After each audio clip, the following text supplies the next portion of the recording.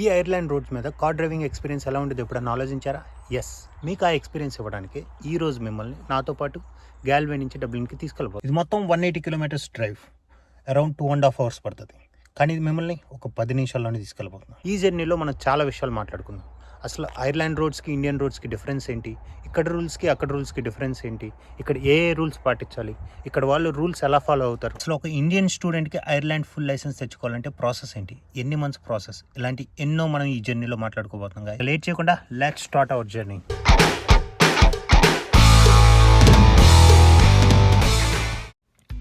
Yeah guys, మనం journey అయితే start చేస్తాం. ఇప్పుడు మనం గ్యాల్వే నుంచి డబ్లిన్ వెళ్తున్నాం అనమాట. ఈ డబ్లిన్ అనేది ఐర్లాండ్స్ క్యాపిటల్. నేను ఇప్పుడు డబ్లిన్ ఎందుకు వెళ్తున్నానంటే అక్కడ మా ఫ్రెండ్స్ ఉన్నారు, వాళ్ళని కలవడానికి వెళ్తున్నాను. And one of my friend is flying, so తన్ని ఎయిర్పోర్ట్లో డ్రాప్ చేయడానికి కూడా వెళ్తున్నాను. సో మనం ఫస్ట్ ఐర్లాండ్లో డ్రైవింగ్ ఎక్స్పీరియన్స్ గురించి మాట్లాడాలంటే ఫస్ట్ మనం రోడ్స్ గురించి మాట్లాడుకోవాలి. మేజర్గా ఐర్లాండ్లో 4 types ఆఫ్ రోడ్స్ ఉంటాయి. ఇప్పుడు మనం వెళ్ళేది మోటార్ వే అనమాట, అదే highway. So 4 types of roads ఏంటంటే, ఒకటి మోటార్ వే, హైవే, దీంట్లో 120 kilometers maximum speed. And coming to the second one, national roads, దీంట్లో 100 kilometers స్పీడ్. అండ్ రీజనల్ రోడ్స్లో 80 అలా వెళ్తాం. ఇది చాలా నేరో రోడ్స్ ఉంటాయి అన్నమాట, చిన్న చిన్న విలేజ్ని కనెక్ట్ చేస్తూ ఉంటాయి. And coming to the city roads, ఈ సిటీ రోడ్స్ మ్యాక్సిమం 50 ఉంటుంది. ఏ సిటీ అయినా 50కి మించి ఎంతో ఎక్కడ ఉండదు.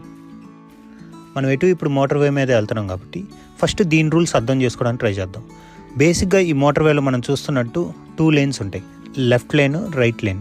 ఈ లెఫ్ట్ లేన్లో మోస్ట్లీ స్లోగా వెళ్ళేవాళ్ళు కానీ స్పీడ్ లిమిట్లో వెళ్ళేవాళ్ళు కానీ వెళ్తారు. కానీ మనల్ని ఓవర్టేక్ చేయాలన్నా, మనకన్నా క్విక్గా వెళ్ళాలనుకున్న వాళ్ళు రైట్ సైడ్ లైన్లోకి మూవ్ అవుతారనమాట. ఫర్ ఎగ్జాంపుల్ ఇదే చూసుకుందాం, మన ఎదురు ఒక ట్రక్ వెళ్తుంది, వాడు లెఫ్ట్ లైన్లో ఉన్నాడు, వాడిని నేను ఓవర్టేక్ చేయాలి. సో నేనేం చేస్తాను, మిర్రర్ చూసి రైట్ సైడ్ సిగ్నల్ వేస్తాను. వెంటనే రైట్ లైన్లోకి వెళ్ళి వాడి స్పీడ్ని దాటి, మళ్ళీ వాడిని దాటాము మొత్తం ఓవర్టేక్ చేసిన తర్వాత మళ్ళీ మిర్రర్ చూసుకొని లెఫ్ట్ సిగ్నల్ వేసి లెఫ్ట్ లైన్లోకి వచ్చేస్తాను అనమాట. ఇది ఓవర్టేక్ చేసే ప్రాసెస్. ఇక్కడ మనం ఎటువంటి పరిస్థితుల్లో కూడా హార్న్ వాడం. అసలు మోటార్ వే మీద అయితే అసలు వాడాల్సిన అవసరం కూడా రాదు. సో ఇక్కడ 120 kilometers స్పీడ్ అంటే ఖచ్చితంగా 120 వెళ్ళడానికి స్కోప్ ఉంటుంది గైస్. ఎందుకంటే ఒకళ్ళ వేకి ఎవరు అడ్డం రారు. మోస్ట్లీ మనం ఇక్కడ సిగ్నల్స్తోనే కన్వే చేసుకుంటాం గైస్. సో మన ఇండియాలోగా హార్న్ కొట్టాల్సిన పని లేదు, అండ్ దాని మీద చేయబెట్టి రెడీగా ఉండాల్సిన అవసరం లేదు. So and one more thing ఏంటంటే, ఇక్కడ మనం ఓవర్ కాషియస్గా ఉండాల్సిన పని లేదు. ఫర్ ఎగ్జాంపుల్ మన ఇండియాలో నడిపేటప్పుడు సో ఆ సందులోంచి వీడు వస్తాడు, ఈ సందులోంచి వీడు వస్తాడు అనే టెన్షన్ ఒకటి ఉంటుంది. దానికోసం మనం ఎప్పుడు ఓవర్ కాషియస్గా ఉంటాం, ఏదన్నా జరగచ్చు. కానీ ఇక్కడ ఐర్లాండ్ రోడ్స్ మీద ఏంటంటే ప్రతి వాడు రూల్స్ 100% ఫాలో అవుతాడు. సో ఎవరు కార్ నడిపినా అదే నమ్మకంతో కూర్చుంటారు. సో మనది ప్రయారిటీ రోడ్ అన్నప్పుడు మనం స్ట్రైట్గా వెళ్ళిపోతాం. వాడు లెఫ్ట్ నుంచి వస్తాడా రైట్ నుంచి వస్తాడా అనేది మనం ఆలోచించాం. మన రూల్స్ ప్రకారం మనం వెళ్ళిపోతూ ఉంటాం అన్నమాట. సో ఇక్కడ చాలా బ్లైండ్గా రూల్స్ని ఫాలో అవుతారు. ఒకవేళ మనం రూల్స్ ప్రకారం వెళ్తా వాడు వచ్చి గుద్దాడంటే ఖచ్చితంగా వాడిదే తప్పు అవుతుంది. మనం వాడి మీద ఇన్సూరెన్స్ క్లెయిమ్ చేయవచ్చు అనమాట. సో సేమ్ ఇవే రూల్స్ మన నేషనల్ రోడ్స్కి కానీ రీజనల్ రోడ్స్కి కానీ అప్లై అవుతాయి అన్నమాట. ఇప్పుడు మనం కార్ లైసెన్స్ ఎలా తెచ్చుకోవాలి, ఇక్కడ ఎంత ప్రాసెస్, ఫస్ట్ దాని గురించి మాట్లాడుకుందాం. ఇక్కడ కార్ లైసెన్స్ 2 steps మనలాగే, లెర్నర్స్ లైసెన్స్ ఒకటి, ఫుల్ లైసెన్స్ ఒకటి. లెర్నర్స్ లైసెన్స్ అంటే థియరీ టెస్ట్ రాయాలి, ఇది కూడా ఇండియాలో లాగే. కాకపోతే ఇక్కడ చాలా స్ట్రిక్ట్గా ఉంటుంది. మనం ఒక బుక్ కానీ సీడీ కానీ కొనుక్కొని దాంట్లో 400 questions అలా ఉంటాయి, అవన్నీ ప్రిపేర్ అయ్యి దాని తర్వాత టెస్ట్ బుక్ చేసుకొని అటెంప్ట్ చేస్తాం అనమాట. ఎగ్జామ్లో మొత్తం 40 questions ఉంటాయి. ఆ 40 questionsలో 35 కరెక్ట్ అయితే మనకి లెర్నర్స్ లైసెన్స్ పర్మిట్ వచ్చేసినట్టే. అండ్ ఈ లెర్నర్స్ లైసెన్స్లో కండిషన్స్ ఏంటంటే, మనం కార్ నడపొచ్చు అంటే నడపొచ్చు, కాకపోతే మన పక్కన ఫుల్ లైసెన్స్ ఉన్న వాళ్ళు కూర్చొని ఉండాలి ఎప్పుడు.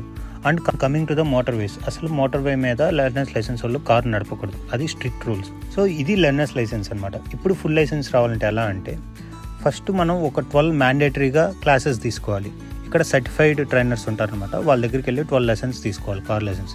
ఆ 12 lessons అయిపోయిన తర్వాత వాడు ఎవ్రీ క్లాస్ మనకు పోర్టల్లో అప్డేట్ చేస్తూ ఉంటాడనమాట, మనం అటెండ్ అయినట్టు. ఆ 12 classes అయిపోయిన తర్వాత మనం ఫుల్ లైసెన్స్కి ఎలిజిబిలిటీ ఉంటుంది అనమాట.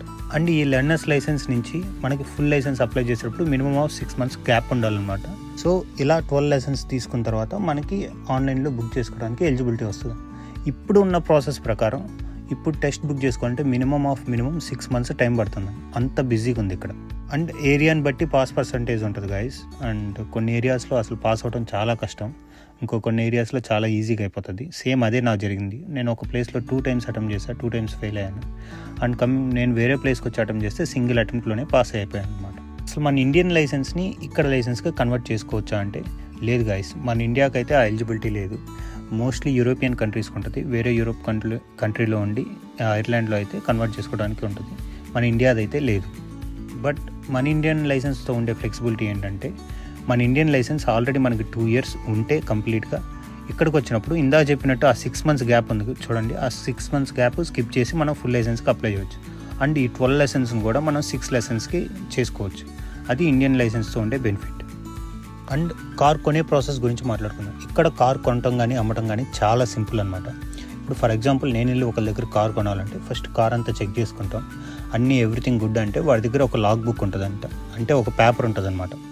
ఆ పేపర్లో మన అడ్రస్ డీటెయిల్స్ ఫిల్ చేసి మన దగ్గర సైన్ తీసుకుంటాడు. సైన్ తీసుకొని మనం కార్ తీసుకొని వెళ్ళిపోతాం పే చేసి. వాడు ఆ లాగ్ బుక్ని డిపార్ట్మెంట్ ఆఫ్ ట్రాన్స్పోర్ట్కి పోస్ట్ చేస్తాడనమాట. ఆ పోస్ట్ చేసిన తర్వాత వాళ్ళు మన డీటెయిల్స్ అన్నీ అప్డేట్ చేసి మళ్ళీ మన అడ్రస్కి పోస్ట్ చేసేస్తారు. అంతే, చాలా సింపుల్. మనం అమ్మాలన్నా కూడా అదే ప్రాసెస్ అన్నమాట. మనలో వేరే వాళ్ళ డీటెయిల్స్ ఫిల్ చేసేసి డిపార్ట్మెంట్ ఆఫ్ ట్రాన్స్పోర్ట్ వాళ్ళకి పంపించామనుకో, వాళ్ళు మళ్ళీ అడ్రస్ డీటెయిల్స్ పంపించేసి వాళ్ళ అడ్రస్కి పంపించేస్తారు. That's it. సో ఇక్కడ కార్ నడపాలంటే కార్కి మేజర్గా 3 documents ఉండాలి గాయస్. ఒకటి NCT, ఇంకోటి ట్యాక్స్, ఇంకోటి ఇన్సూరెన్స్. సో ఇన్సూరెన్స్ మన ఇండియాలో లాగే, కాకపోతే మన ఇండియాలో ఏంటంటే కార్ కొనేటప్పుడే ఒక 5 yearsకి 10 yearsకి అలా ఇస్తారు. కాకపోతే ఇక్కడ అలా కుదరదు. మనం ఎవ్రీ ఇయర్ ఇన్సూరెన్స్ రెన్యూ చేసుకుంటూనే ఉండాలి. సో ఇన్సూరెన్స్ వాల్యూ అనేది మన ఏజ్ బట్టి, కార్ ఎన్ని ఇయర్స్ ఓల్డ్, ఇవన్నీ ఫ్యాక్టర్స్ తీసుకొని వాడు ఇన్సూరెన్స్ రేట్ అనేది మనకి ఇస్తాడు. అండ్ కంపేర్ టు ఇండియా ఇక్కడ ఇన్సూరెన్స్ చాలా ఎక్స్పెన్సివ్ అనమాట. సో ఫర్ ఎగ్జాంపుల్ నేను ఫస్ట్ కార్ కొన్నప్పుడు హోండా సివిక్, అది నేను అరౌండ్ 2000 euro కొన్నాను. 1800 ఇన్సూరెన్స్ కట్టాను అంటే అర్థం చేసుకోండి ఎంత ఎక్స్పెన్సివ్. అలానే మనం తీసుకున్న తర్వాత ఒక 1 year ఏమీ క్లెయిమ్స్ చేయకుండా దేనికి గుద్దుకుండా ఉంటే అదే నో క్లెయిమ్ బోనస్ అని చెప్పి మళ్ళీ దాన్ని సవన్ చేస్తాడు గైస్. సో నేను నెక్స్ట్ ఇయర్ ఇంకో కార్ వాడినప్పుడు నేను కట్టిన ఇన్సూరెన్స్ జస్ట్ 800 మాత్రమే. సో 1800 నుంచి 800కి తీసుకొచ్చాడు. ఏం క్లెయిమ్ చేయకపోతే ఈ నో క్లెయిమ్ బోనస్సే ఇయర్స్ యాడ్ అవుతూ ఉండి మనకి ప్రైస్ తగ్గిస్తూ ఉంటుంది అన్నమాట. అండ్ ట్యాక్స్ గురించి మీకు తెలిసిందే మన ఇండియాలో లాగా, కాకపోతే ఇక్కడ మనం 3 months కన్నా కట్టుకోవచ్చు, 6 monthsకి కట్టవచ్చు, లేకపోతే 12 monthsకి ఒకటేసారి కట్టవచ్చు. సో ఎవ్రీ ఇయర్ మనం కార్ ట్యాక్స్ కడతానే ఉంటాం అనమాట. ఇదేంటంటే మన కార్బన్ ఎమిషన్ వాటిని బట్టి మనకి ట్యాక్స్ రేటు ఫిక్స్ చేస్తాడు. మూడోది NCT అనమాట. ఇది నేషనల్ కార్ టెస్ట్. వాడు ఏం చేస్తాడంటే మనకి మన వెహికల్ రోడ్ వర్తియా కదా అని ఎవ్రీ ఇయర్ మన బేసిక్స్ ఆఫ్ కార్ అన్నీ చెక్ చేస్తాడు. అది చెక్ చేసి పాస్ అయిన తర్వాత వాడు ఒక కార్ డిస్క్ ఇస్తాడు అనమాట. సో మనం ఈ 3 NCT, ట్యాక్స్, ఇన్సూరెన్స్ 3 మనం కార్ ముందర డిస్ప్లే చేయాలి. ఫర్ ఎగ్జాంపుల్ ఎప్పుడన్నా పోలీస్ ఆపినా వాళ్ళు దూరం నుంచి స్కాన్ చేయడం కానీ లేకపోతే టార్చ్ చేసి చూసి మనల్ని పంపించేస్తారు. మొత్తం కూడా కార్ ఆపరు until unless drunk and drive test అయితే తప్ప. అండ్ ఇప్పుడు ఫైన్స్ అండ్ పాయింట్ సిస్టమ్ గురించి మాట్లాడదాం. ఫస్ట్ ఈ పాయింట్స్ ఏంటో తెలుసుకుందాం. ఫస్ట్ మనం లెర్నర్స్ లైసెన్స్ కానీ ఉంటే దానికి మనకి 7 points ఉంటాయి. ఫుల్ లైసెన్స్ ఉంటే మనకి 12 points ఉంటాయి అన్నమాట. ఈ పాయింట్స్ ఏంటంటే ఫర్ ఎగ్జాంపుల్ మనం ఏదైనా డ్రైవింగ్ అఫెన్స్ చేస్తే, లేకపోతే రూల్స్ ఏదన్నా తప్పుగా నడిపినా, లేకపోతే ఇంకేమైనా ఎల్బోర్డ్ డిస్ప్లే చేయకపోయినా వీటికి ఏం చేస్తాడంటే గాడ్డ మనకి మనీ ఫైన్తో పాటు పాయింట్స్ ఇస్తాడనమాట. ఫర్ ఎగ్జాంపుల్ నేను లెర్నర్స్ లైసెన్స్లో ఉంటే ఎల్బోర్డ్ డిస్ప్లే చేయకపోయినా, లేకపోతే మన పక్కన ఫుల్ లైసెన్స్ వాడు లేకపోయినా వాడు దీనికి సపరేట్గా పాయింట్స్ ఇస్తాడు. ఇలా పాయింట్స్ ఇస్తా మన 7 points ఫుల్ఫిల్ అయిపోయినాయి అనుకోండి, మనకి డ్రైవింగ్ లైసెన్స్ క్యాన్సిల్ చేస్తాడు. అండ్ కొన్ని నెలలు మనకి బ్యాన్ చేస్తాడు అనమాట. దాని తర్వాత మళ్ళీ మనం రీఅప్లై చేసుకోవాలి. సేమ్ అలానే ఫుల్ లైసెన్స్లో కూడా 12 points ఇస్తాడు. దీంట్లో డ్రంక్ అండ్ డ్రైవ్లో దొరికినా కానీ, లేకపోతే ఇలా డ్రైవింగ్ అఫెన్స్ ఏజ్ చేసినా కానీ అలా పాయింట్స్ వేస్తూ ఉంటాడు. ఇలా 3 years కంటిన్యూస్గా మన పాయింట్స్ అంతే ఉన్నాయి అనుకోండి, అప్పుడు మనకి డ్రైవింగ్ లైసెన్స్ క్యాన్సిల్ చేస్తాడు. సో ఈ పాయింట్స్ ఏంటంటే ఫర్ ఎగ్జాంపుల్ మనకి పాయింట్స్ ఇచ్చాక మనం మళ్ళీ ఏ అఫెన్స్ చేయకపోతే ఒక 2 years అవే పాయింట్స్ ఎక్స్పైర్ అయిపోతాయి కూడా. అంటే ఇక్కడ మనం స్పీడింగ్ చేస్తే ఎలా పట్టుకుంటారు, ఇక్కడ ఎలా ఉంటారంటే సపరేట్గా ట్రాఫిక్ పోలీస్ మనలాగా ఉండరు.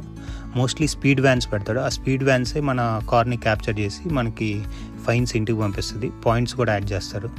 సమ్ టైమ్స్ ఏంటంటే గాడ్డా కూడా మనతో పాటు మోటార్ వేలో తిరుగుతూ ఉంటారు. మనం ఏమన్నా స్పీడింగ్ అలా చేసినా వాళ్ళ దగ్గర స్పీడ్ కెమెరా ఉంటుంది, దాంతో క్యాప్చర్ చేసి మన కార్ పక్కన ఆపి ఇమీడియట్గా అక్కడే ఫైన్ వేస్తారు. అండ్ ఈ పాయింట్స్ కూడా ఇస్తారు. ఈ ఫైన్ కట్టడానికి మోస్ట్లీ 28 days ఉంటుంది. మనం ఈ 28 daysలో కట్టకపోతే దాన్ని డబుల్ చేస్తారు. అయినా కూడా కట్టకపోతే మనకి కోర్టుకి వేస్తారనమాట. సో కోర్టుకి వెళ్ళి మనం మిగతాది పే చేస్తాం. సో గైస్, ఇది ఇన్ఫర్మేషన్. నేను ఆల్మోస్ట్ డబ్లిన్కి రీచ్ అయిపోయాను. మీరు చూస్తూనే ఉన్నారు, డబ్లిన్ అనేది పెద్ద రోడ్స్. ఇక్కడ ఉండే రౌండ్ అబౌట్స్ కానీ, ఇక్కడ ఉండే సిగ్నల్స్ కానీ, ఇక్కడ ఏంటంటే పబ్లిక్ ట్రాన్స్పోర్ట్కి మనకి ఒకటే రోడ్ అవటం వల్ల అండ్ ఇప్పుడు ఎప్పుడు జనాలు రోడ్ క్రాస్ చేస్తూనే ఉంటారు. So every inch to inch traffic signals ఉంటాయి. సో లైక్ 7 కిలోమీటర్స్ అయినా 20 మినిట్స్ 30 మినిట్స్ అంతా కూడా పడుతుంది. డబ్లిన్ ఎప్పుడు ట్రాఫిక్గానే ఉంటుంది మోస్ట్లీ. అందుకే ఇక్కడ పబ్లిక్ ట్రాన్స్పోర్టే ప్రిఫర్ చేస్తారు, ఎవరు కార్ బయటికి తీయరు. సో గైస్ నా ఫ్రెండ్స్ని మీట్ అయిపోయాను అండ్ మా ఫ్రెండ్ని ఎయిర్పోర్ట్ డ్రాప్ చేయడానికి వచ్చాను. సో ఇది ఎయిర్పోర్ట్ గైస్. అంత పెద్దదేం కాదు డబ్లిన్లోది, టు బీ హానెస్ట్, వేరే కంట్రీస్తో పోల్చుకుంటే, but reasonably good. So that's it guys, ఇక్కడితో మన వీడియో అయిపోయింది. సో గైస్ నేను ఇంటికైతే చేరుకున్నాను. ఈ వీడియో కనుక మీకు నచ్చితే, ఇన్ఫర్మేటివ్ అనిపిస్తే please like, share and subscribe. And ఇలాంటి ఎన్నో ఇన్ఫర్మేటివ్ వీడియోస్ కోసం please click on that bell icon. That's it for today guys. I'm signing off. Thank you.